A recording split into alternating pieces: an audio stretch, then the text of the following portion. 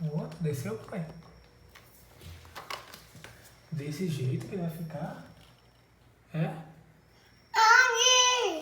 O quê? Vamos pegar aqui.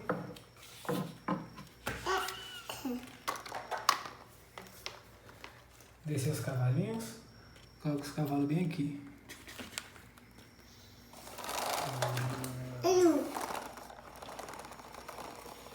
Deixa o trator parar ela.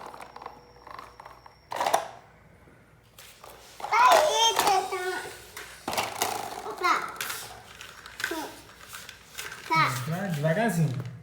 O barulho qual é? Agora aqui, ó.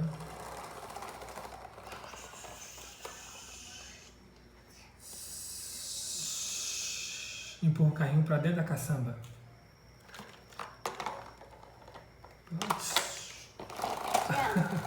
Ele ia ficar aqui, moço. Vamos tentar de novo.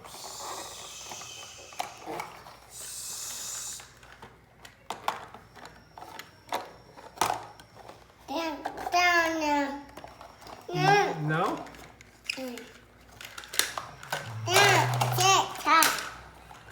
Licença, é? Então, os cavalos vão subir aqui então.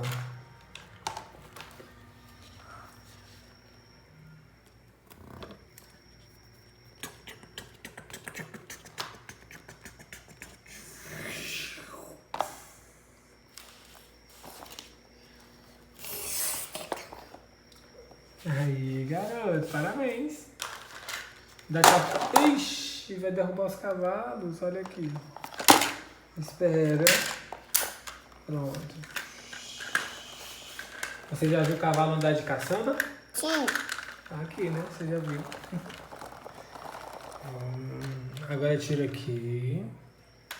Porque os cavalos têm que ir pro trator. Devagarzinho.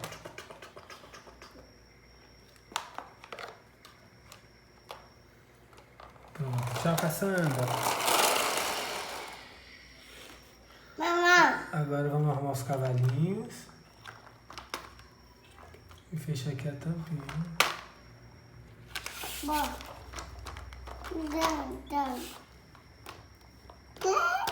Cadê os cavalos que estavam aqui dentro? Aqui. Coloca aí os dois. Aqui.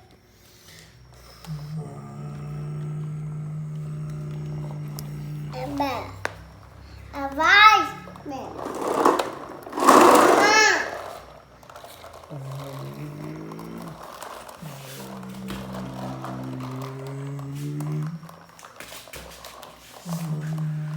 Olha outro cavalo. Uma zebra.